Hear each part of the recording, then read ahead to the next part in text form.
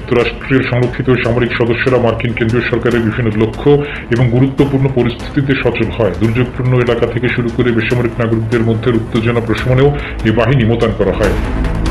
মার্কিন president Donald ট্রাম্পের নির্দেশে ন্যাশনাল গার্ডের সদস্যরা যুক্তরাষ্ট্রের রাজধানী ওয়াশিংটনে অস্ত্র নিয়ে মোতায়েন করে। তাদের কিছু সদস্য ইলিনয় অঙ্গরাজ্যের শহর শিকাগোতে অস্থিরতা শুরু হয়, সেখানেও ন্যাশনাল গার্ডের সদস্য মোতায়েন করার সিদ্ধান্ত হয়েছে।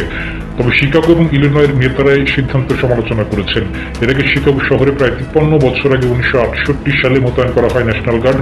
তখন মোতায়েন করা হয়েছিল যুক্তরাষ্ট্রের বেসামরিক নাগরিকদের অধিকার আন্দোলনের নেতা মার্টিন লুথার কিংকে হত্যা করার পরবর্তী পরিস্থিতির কারণে। এবার 11 আগস্ট 2025 তারিখে এই ন্যাশনাল গার্ড মোতায়েন করা হয়েছে ট্রাম্পেরই একটি নির্বাহী আদেশ দেওয়ার পর, যেখানে তিনি অপরাধ সংক্রান্ত জরুরি অবস্থা জারি করেছেন ওয়াশিংটনে। এই মোতায়েন নিয়ে ওয়াশিংটনে বিক্ষোভ হয়েছে এবং স্থানীয় বাসিন্দাদের মধ্যে উদ্বেগ ছড়িয়েছে। নিয়ম অনুযায়ী এই আইনে দেশটির রাজধানীতে সর্বোচ্চ 30 দিন পর্যন্ত পুলিশি কার্যক্রম নিয়ন্ত্রণ করতে পারেন মার্কিন প্রেসিডেন্ট। মার্কিন প্রতিরক্ষা দপ্তর পেন্টাগন নিশ্চিত করেছে ফক্স নিউজকে যে আগামী কয়েক সপ্তাহে যুক্তরাষ্ট্রের 19টি রাজ্যে আরও 1700 ন্যাশনাল গার্ড সদস্য মোতায়েন করা হবে প্রেসিডেন্ট ট্রাম্পের অভিবাসন বিরোধী এবং অপরাধ বিরোধী অভিযানকে সমর্থন করতে। যেকোনো প্রয়োজনে যুক্তরাষ্ট্রের ন্যাশনাল গার্ড মোতায়েন করা যায়, যা সেখানকার একটি সংরক্ষিত বাহিনী।